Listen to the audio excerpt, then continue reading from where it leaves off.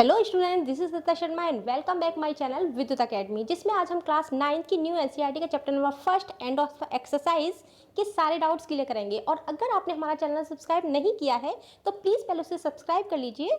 तो चलिए शुरू करते हैं अपनी एक्सरसाइज। हमारा फर्स्ट क्वेश्चन है, what are the x coordinate and y coordinate of the point of intersection of the two axis. जो हमारी दो एक्सिस होती हैं एक्स एंड वाई, वो किस पॉइंट पे इंटरसेक्ट करती हैं और जो हमारा एक्स कोऑर्डिनेट होता है और वाई कोऑर्डिनेट होता है वो क्या होता है। तो देखिए, ये जो हमारी हॉरिजॉन्टल लाइन होती है इसे बोलते हैं हम एक्स एक्सिस और इस वर्टिकल लाइन को हम बोलते हैं वाई एक्सिस। इधर एक्स डैश इधर वाई डैश, और ये जिस पॉइंट पर दोनों एक्सिस मीट करती हैं, इंटरसेक्ट करती हैं, उसको हम बोलते हैं ऑरिजिन। इसके कोऑर्डिनेट होते हैं 0,0। इसमें एक्स कोऑर्डिनेट भी हमारा 0 होता है और वाई कोऑर्डिनेट भी 0 होता है। तो हम कह सकते हैं the x axis and y axis intersect at the origin. इसमें हमारा एक्स कोऑर्डिनेट भी 0 होता है, द एक्स कोऑर्डिनेट 0 और वाई कोऑर्डिनेट भी 0 होता है।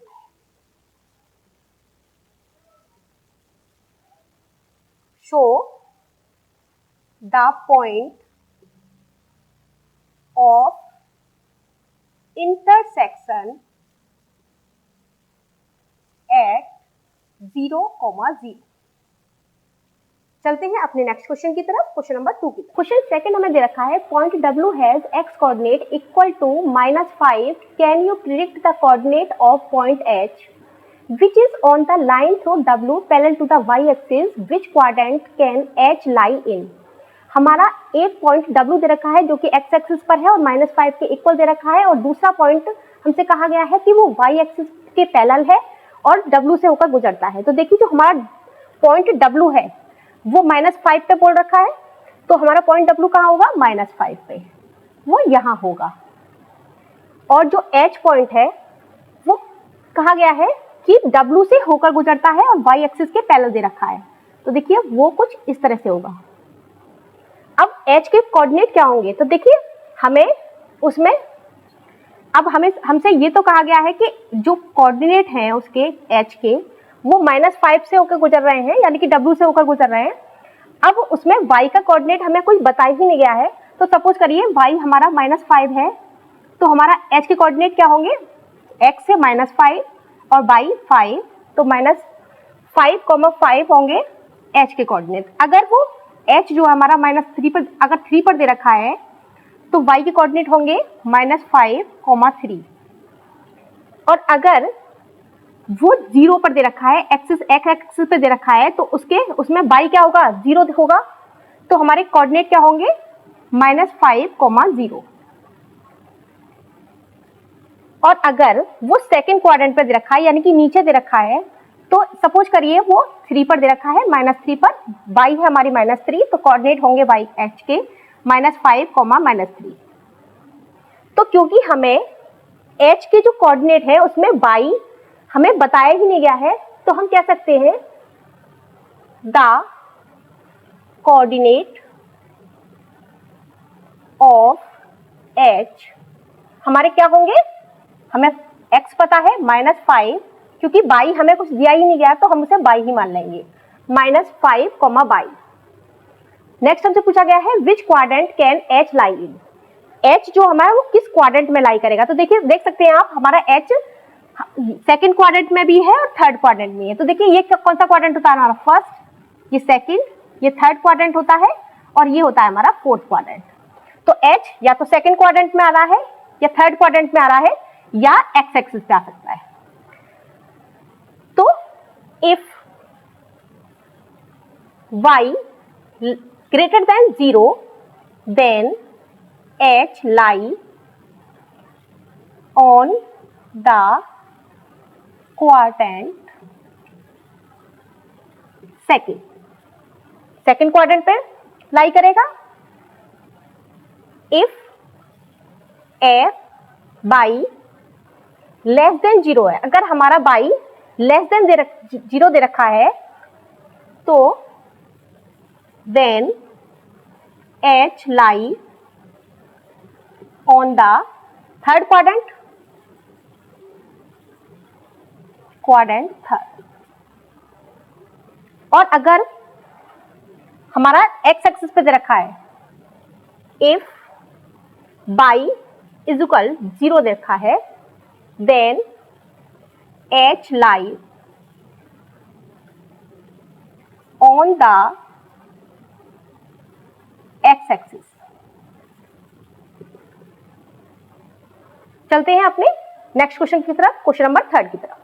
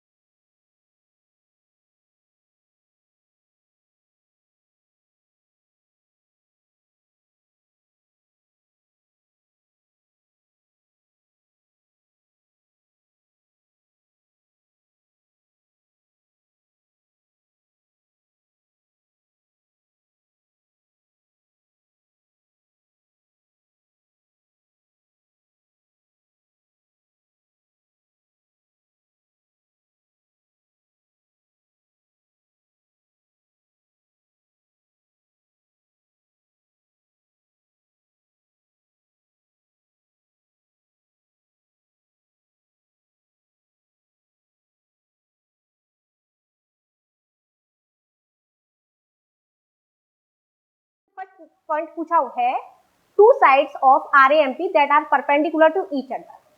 जो दो हमें साइड दे रखी है, वो दोनों दो साइड दे रखी हैं, दो साइड एक दूसरे के परपेंडिकुलर हैं।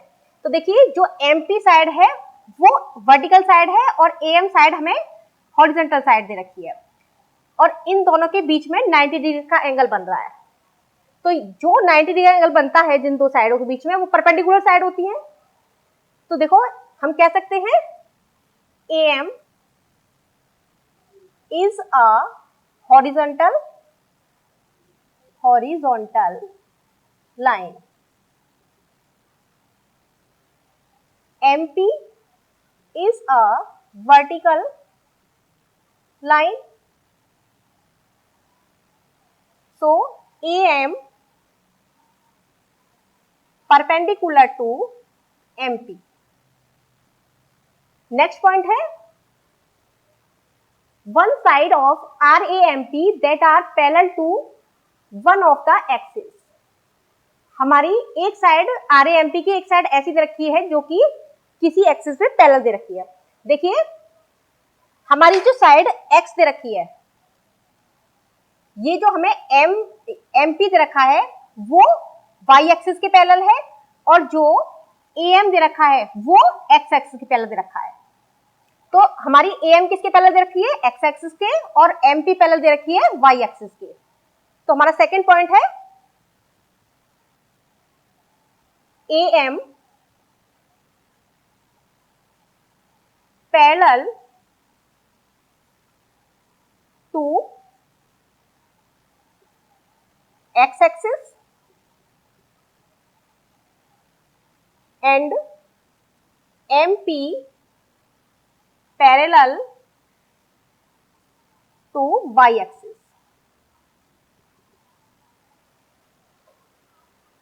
देखते हैं क्वेश्चन नंबर 3। क्वेश्चन नंबर 3 है, two points that are mirror image of each other in one axis, which axis will this be. हमें एक पॉइंट ऐसा है जो कि एक दूसरे की मिरर इमेज बनाता है। देखिए तो ये M पॉइंट और P पॉइंट जो है वो M क्या है, दोनों ही x एक्सिस पे तो क्या है, दोनों ही -5 पे है, लेकिन y पे क्या है, ऊपर से 2 पर है, नीचे से -2 है, यानी कि एक कोऑर्डिनेट इनका x का तो सेम है लेकिन y का कोऑर्डिनेट क्या है, बस क्या है -5 वो 2 और -2 की अंतर है ना। तो जो जिस पॉइंट में एक कोऑर्डिनेट हमारा सेम होता है और दूसरे पॉइंट जो होता है वो अपोजिट होता है तो वो उसकी मिरर इमेज होती है। तो हम कहेंगे M and P are the mirror image। देखिए मिरर इमेज बना रहे हैं, अगर देखा जाए तो ये भी नीचे से भी इतना ही दूरी पर है, ऊपर से भी उतना ही दूरी पर है। which is lies, ये कौन से एक्सिस पर लाई कर रहे हैं, x एक्सिस पे, which is lies on x axis.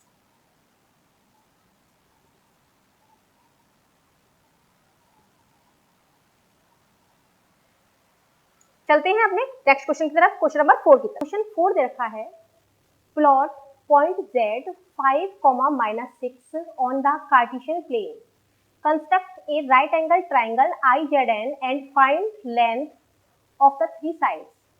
हमें एक पॉइंट z दे रखा है 5, -6 जो कि कार्टेशियन प्लेन पे हमें प्लॉट करना है और जो हमें एक राइट एंगल ट्राइंगल बनाना है IZN, उसकी हमें साइड बतानी है। तो देखिए हमारा जो z पॉइंट है वो है 5, -6 यानी कि x पर 5 और y पर -6, x पर 5 और y पर -6, हमारा पॉइंट z जो होगा वो यहाँ होगा। अब हमें एक राइट एंगल ट्राइंगल बनाना है इस पर, तो मैं क्या करूंगी,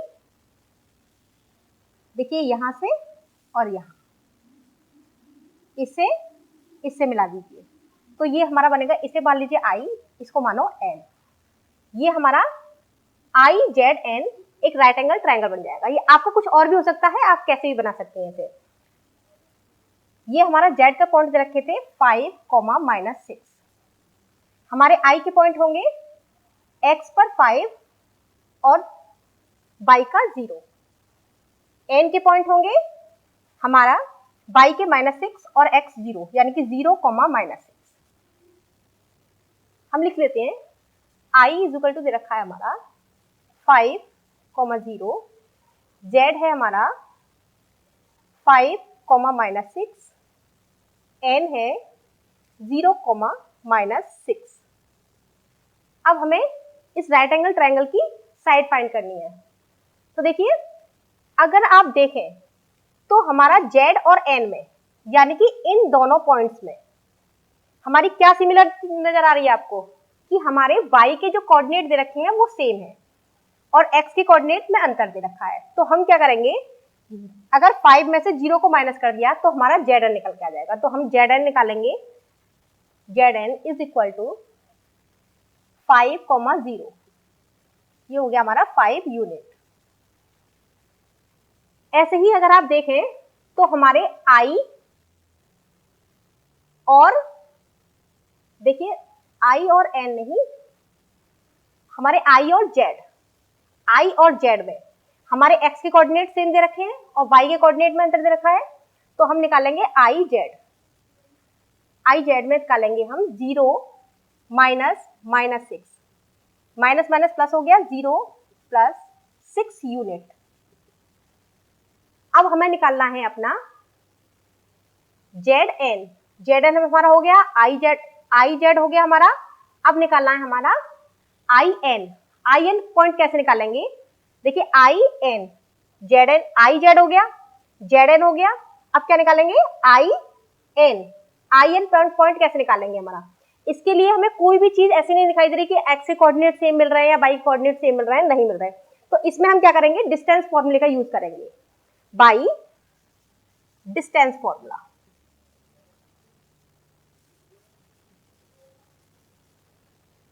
डिस्टेंस फॉर्मूला क्या होता है हमारा,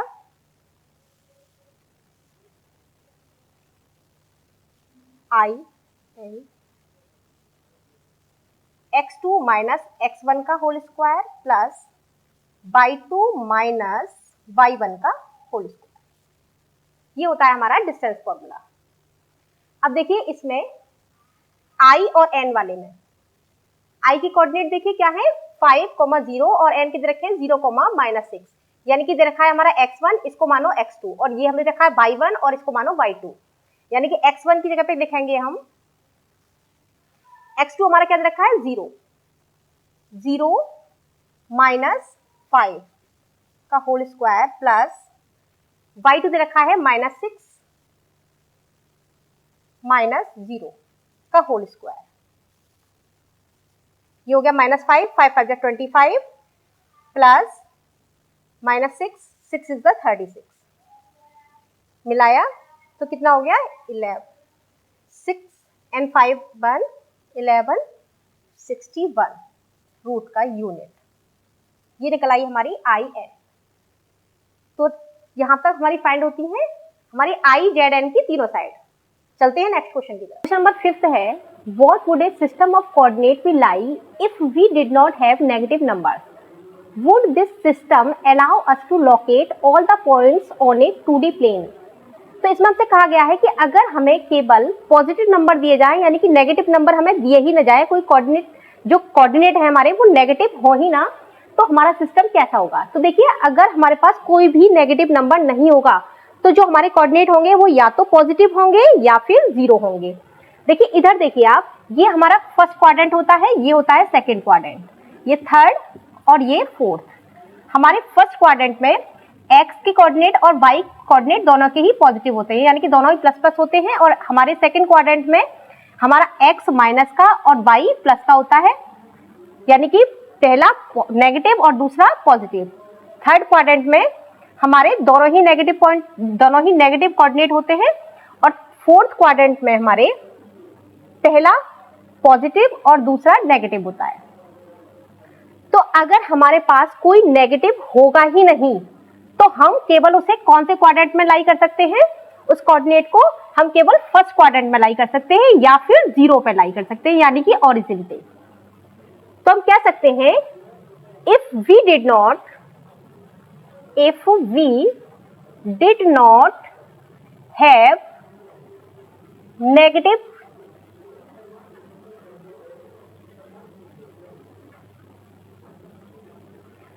number, then the coordinate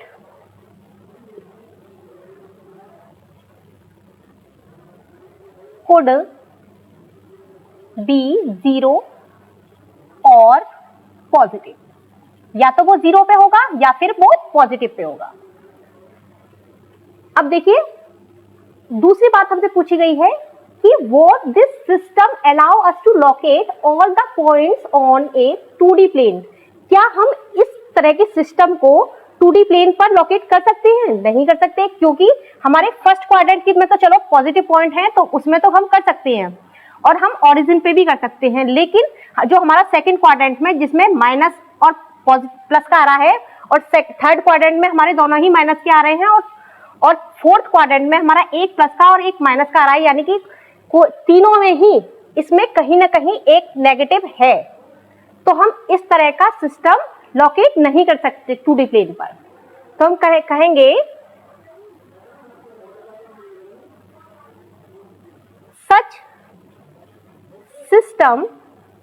such a system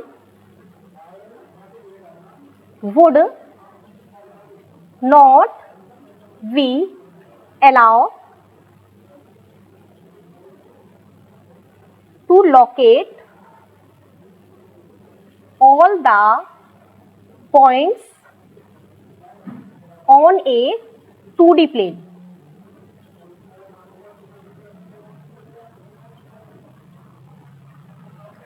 चलते हैं हमें नेक्स्ट क्वेश्चन की तरफ, क्वेश्चन नंबर 6 की तरफ। क्वेश्चन नंबर 6 है, are the points m -3, -4, a 0,0 and g 6,8 on the same straight line. Suggest a method to check this without plotting and joining the points. हमें इन points को बिना plot करें graph पर और बिना ज्वाइन करे ही बताना है कि ये क्या स्ट्रेट लाइन के पॉइंट दे रखे हैं। तो देखिए इनके लिए हम क्या करेंगे, डिस्टेंस फॉर्मूला का यूज करके बता सकते हैं कि ये पॉइंट स्ट्रेट लाइन के पॉइंट है या नहीं है। तो देखिए हमारा जो एम पॉइंट दे रखा है वो दे रखा है -3, -4। हमारा ए पॉइंट दे रखा है 0, 0 और हमारा जी पॉइंट दे रखा है 6, 8। हम निकालेंगे by distance formula. By distance formula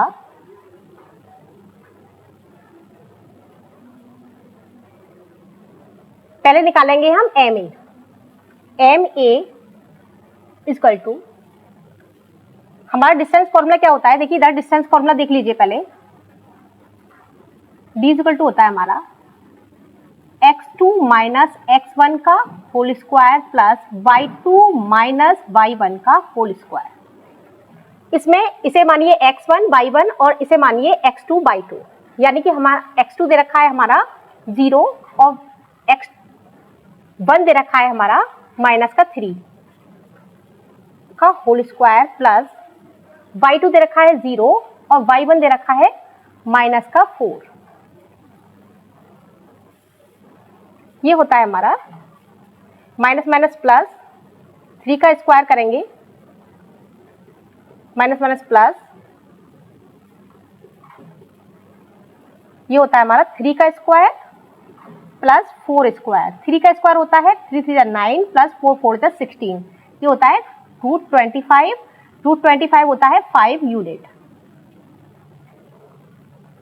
next निकालेंगे हम AG। इसमें मानिए x1 y1 और इसे मानिए x2 y2, यानी कि हमारा x1 दे रखा है, x2 दे रखा है 6 -0 का होल स्क्वायर प्लस y2 दे रखा है 8 -0 का होल स्क्वायर। हमारा 6 का स्क्वायर प्लस 8 स्क्वायर, ये होता है 6 6 36 प्लस 8 8 64 होगा 110 यूनिट। नेक्स्ट निकालेंगे हम mg।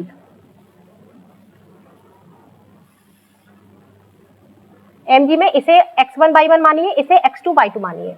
x2 दे रखा है 6 माइनस का 3 का होल स्क्वायर प्लस 8 माइनस के 4 का होल स्क्वायर, माइनस माइनस हो गया प्लस,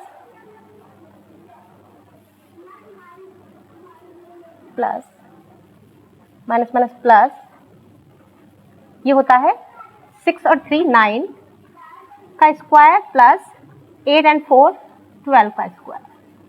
हमारा 9 का स्क्वायर होता है 81 प्लस 12 का स्क्वायर होता है 114, ये हो गया हमारा 5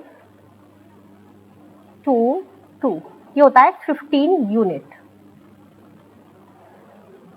तो देखिए हमारी जो दो स्मॉल साइड निकली हैं उनके अगर हम सम को देखें तो वो हमारी जो लार्ज साइड है यानी कि 15 दे रखी है उसके इक्वल दे रखा है। तो हम लिखेंगे sum of two small side equal to third side.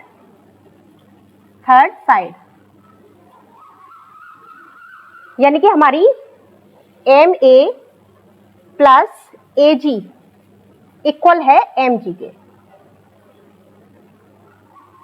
तो हमारा प्रूव होता है कि ये स्ट्रेट लाइन के साइड दे रखी है हमें।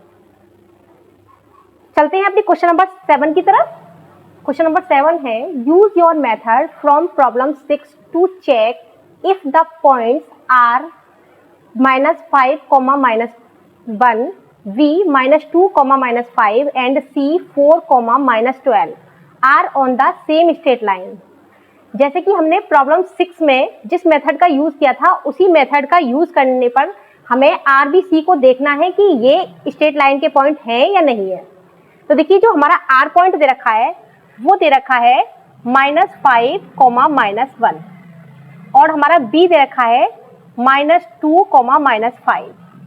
हमारा सी पॉइंट दे रखा है 4, -12। अब हम by using distance formula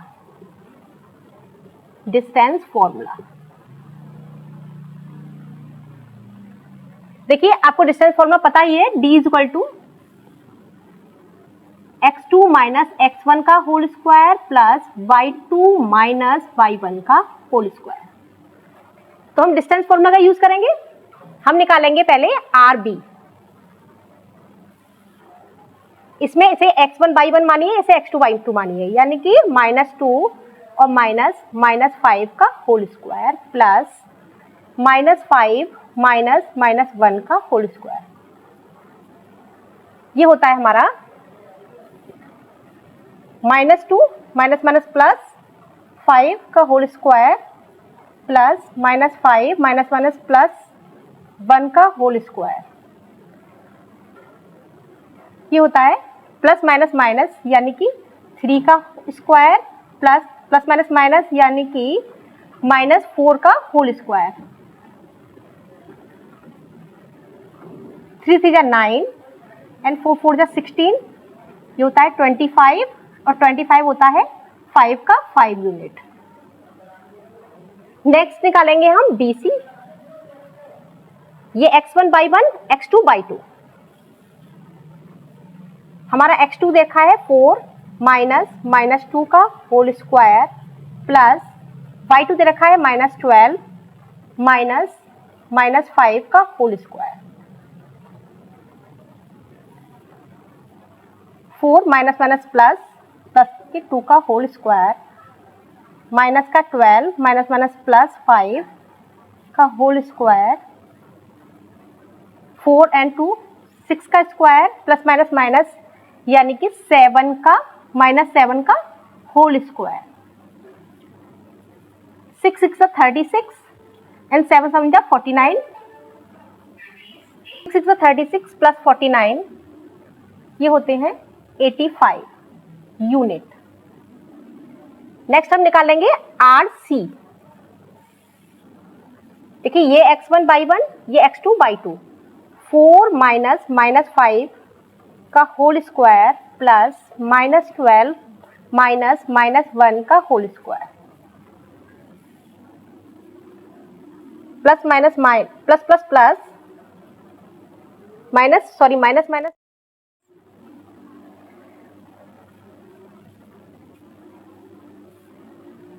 minus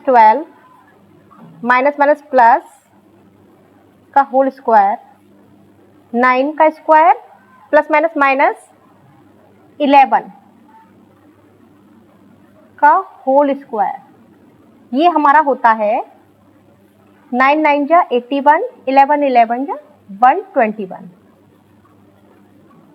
ये बनता है 202 यूनिट। तो हम देख सकते हैं जो हमारी इस दो स्मॉल साइड हैं, क्या उनका जो सम दे रखा है वो हमारी थर्ड साइड के इक्वल होगा? लेकिन नहीं हो पाएगा। ये हमारा √85 दे रखा है, ये 5 होगा। अगर हम इसको ऐड करेंगे तो इसके इक्वल नहीं हो पाएगा। तो हम कहेंगे the sum of 2 small side is not equal third side.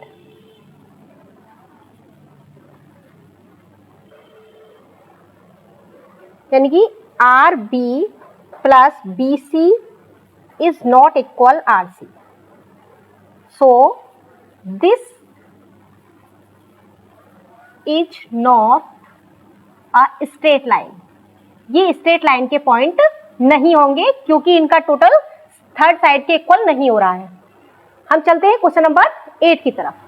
Question number 8 है, using the origin as one vertex plot the vertices of point first है अ राइट एंगल आइसोस्केल ट्रायंगल। मतलब एक वर्टेक्स हमारी ओरिजिन पे दे रखी है और हमें एक आइसोस्केल ट्रायंगल बनाना है जो कि राइट एंगल है। देखिए, तो हमारी एक जो कोऑर्डिनेट दे रखा है, जो एक वर्टेक्स दे रखी है हमारी, वो ओरिजिन पे दे रखी है, यानी कि उसके पॉइंट क्या हुए 0, 0 हो गए। और हमें इससे एक राइट एंगल्ड आइसोस्केल ट्रायंगल बनना है। तो देखिए हम एक्स एक्सिस पर भी मानेंगे 5, जिसके पॉइंट होंगे हमारे 5, 0, और ऐसे ही बाई एक्सिस पे भी मानेंगे हम 5 पॉइंट, इसके पॉइंट होंगे हमारे 0, 5, क्योंकि हमें एक आइसोस्केल ट्रायंगल बनाना है जिसकी दो साइड इक्वल होती है। अब हम इन दोनों साइडों को मिलाएंगे, दोनों पॉइंट्स को। तो ये मान लीजिए इसे कोई भी पॉइंट मान लो ए, और इसे मानिए बी, और ये हमारा ओ। तो हमारा पॉइंट ए है 0, 0, 5, हमारा ओ पॉइंट दे रखा है 0, 0, हमारा बी पॉइंट दे रखा है 5, 0।